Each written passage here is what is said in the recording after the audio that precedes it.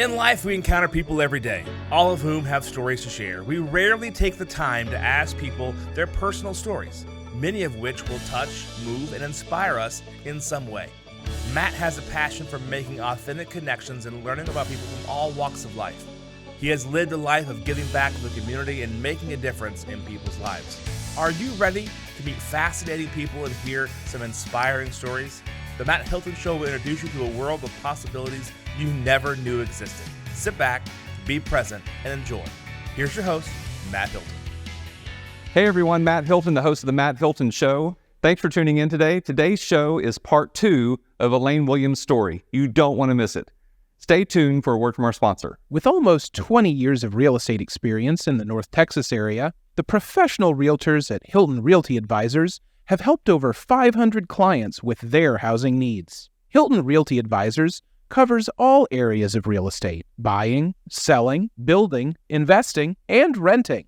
We deliver the keys to homeownership to all through integrity, love, and joy. Call us today for all of your real estate needs.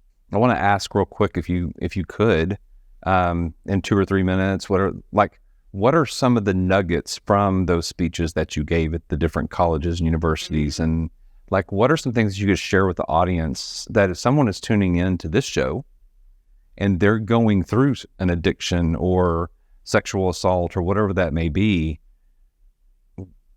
what can you share with them and what hope can you give them? Sure. So you're not alone. Unfortunately, it happens all the time. Addiction and assault happens rich, middle, poor, black, brown, white. Addiction does not care. And unfortunately, there's a huge number of people, a lot of females and a lot of men who some people block it. But just knowing you're not alone, I think can be and there are so many resources now that we used to not to know. There are online meetings. You can go get therapy anonymously in some places. There's 340 different 12-step programs these days that all stemmed from AA. So, and there's a lot of stuff that is sliding scale or free.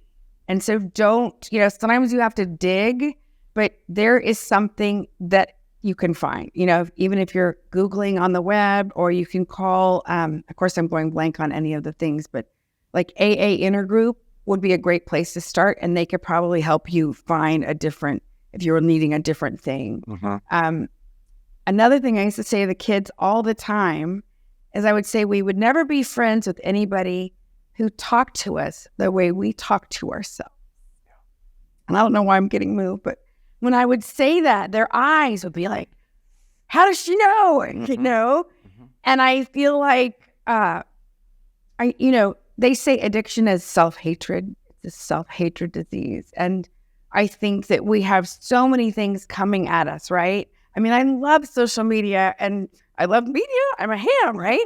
But at the same time, our brains are like, do I need this? Do I need this? We get 6,000 messages a day, right? And a lot of those messages are, you're not enough unless you buy this thing. You'll lose the guy unless you're this skinny. You've got to have this car to, and it hits on us on a psychic level.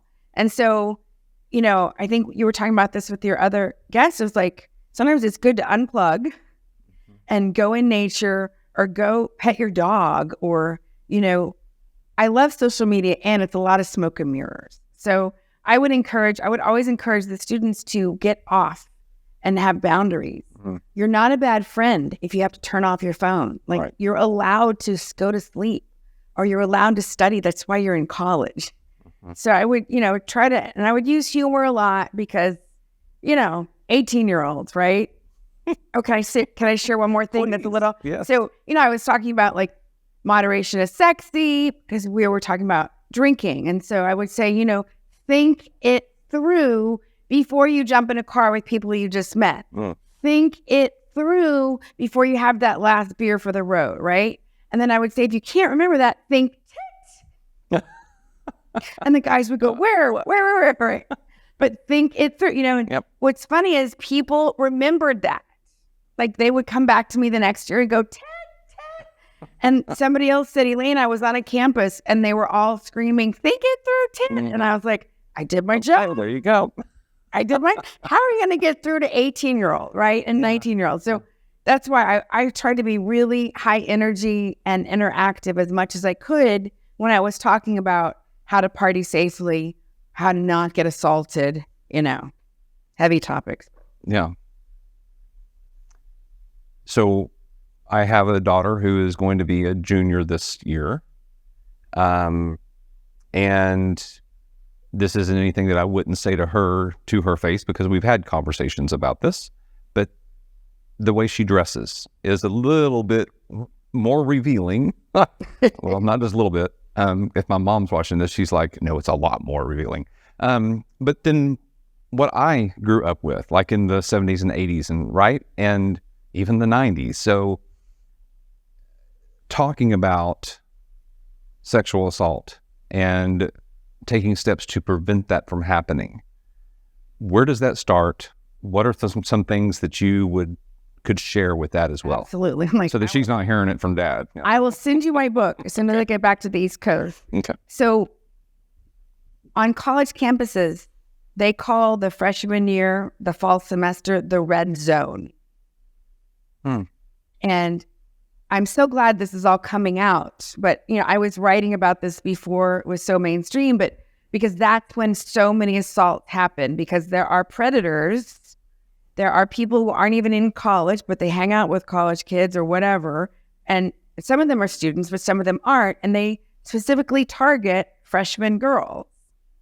And so, you just want to keep having conversations with your daughter and another thing is, if you're going to dress a certain way, be prepared for the energy that is going to come at you, right? Like, that's one of my things. Like, if you want to share your sexuality and show off your stuff, that is awesome. And you need to make sure you have mates with you, friends with you. You just want to think it through, right? And there is a time and a place for things. And one thing to go to a high school party where you know everybody very differently in a different situation. Like, I remember the first time I went to New York City, I was with some musical theater kids, and one girl had she was wearing all white, and I was like, oh my gosh, it screams tourist. Like, you can't wear all white in New York City.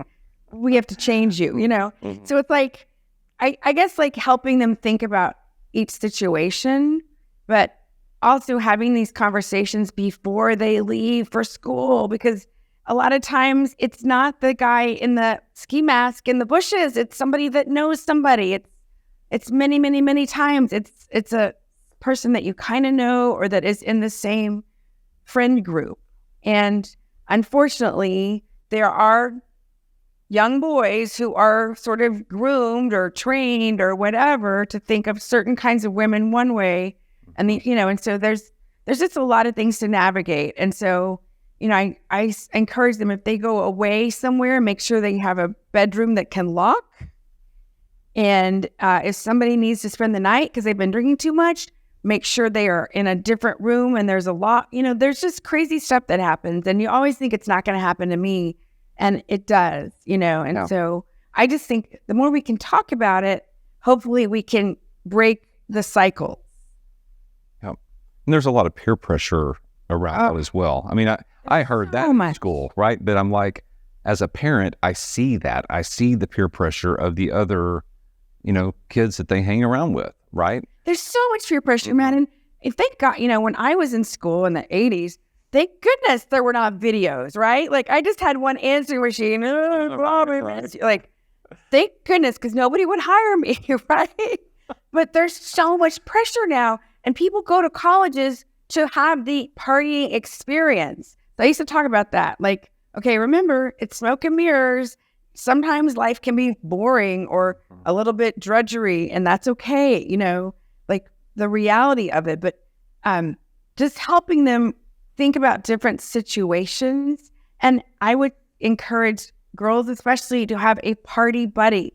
You get ready together, you go out together, and you do not go home without each other. And if one person has had too much to drink, you get the gang to help everybody bring them home. We talked a lot about bystander, and how, the more people are in a public space, the less likely they are to help somebody if you've fallen down.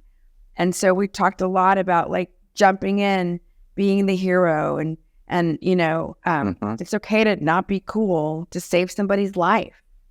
Yeah. So touchy subjects, and just like, maybe it's good to have a cover up, depending on where you're going. Like in New York, everybody wears black, kind of, you navigate the city. And then when you get to the party or the restaurant or the club, then you take off your coat and you're, but sometimes if you're on the subway, you don't want to be too, right? There are some people. Yeah. Right. I guess it depends on which subway, where you're going. Right. Oh, wow. That's fantastic. It's an interesting thing to have to navigate in this world of social media. People try to portray something that isn't there a lot of times. Sometimes, it is authentic. And we talked, where we met, you were speaking about bringing improv into your speaking, right? Yeah.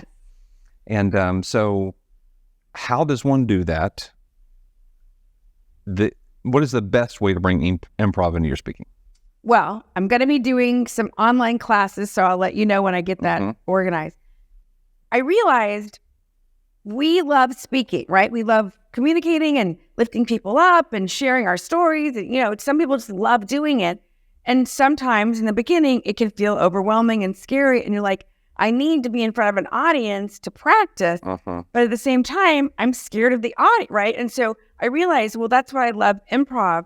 For example, when I was doing open mics in New York City, I wanted to be heckled because that was my biggest fear, that I would be in a comedy club and a paid gig and somebody would heckle me and I would freeze. So I would ask the comics, heckle me.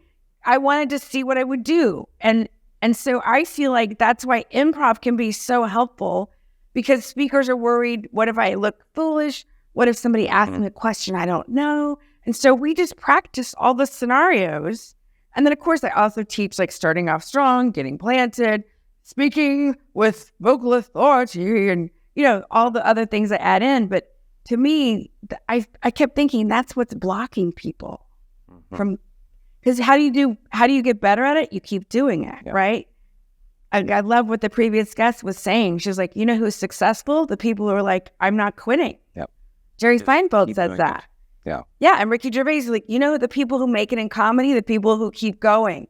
So that's going to be me. I'll have a cane and a walker. I finally made it on Broadway.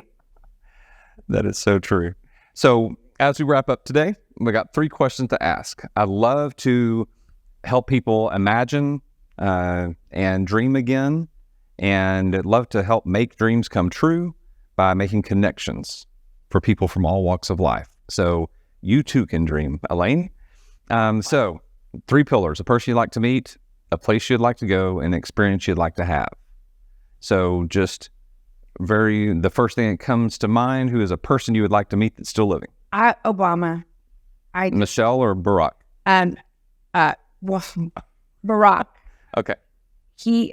He's just so smooth and elegant and heartfelt, and I miss him so much.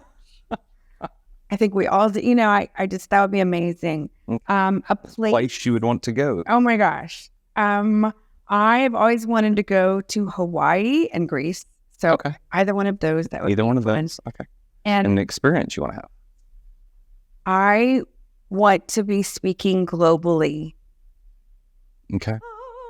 That's big. Yes. That is big. I have several keynotes that I've done, and I just love uplifting and sharing and seeing the light bulb go off for people and helping them laugh and move them to tears. Wow. You are such an inspiration. Thank you so much for being here today and sharing part of your story. And I would hope that maybe you would come back sometime. I would love to. Yes, that's awesome. So, but again, thank you for being here and being so open and inspiring people in the audience that are tuning in. So thank you. Yes, ma'am. All right, everybody, that wraps it up for today. Thanks for tuning in to the Matt Hilton Show. Tune in next week for another inspiring story from a fascinating person. And don't forget to subscribe to the YouTube channel. Take care, y'all. If you'd like to contact Matt or know a fascinating person with an inspiring story that would make a great guest, reach out to the show at themattHiltonshow@gmail.com.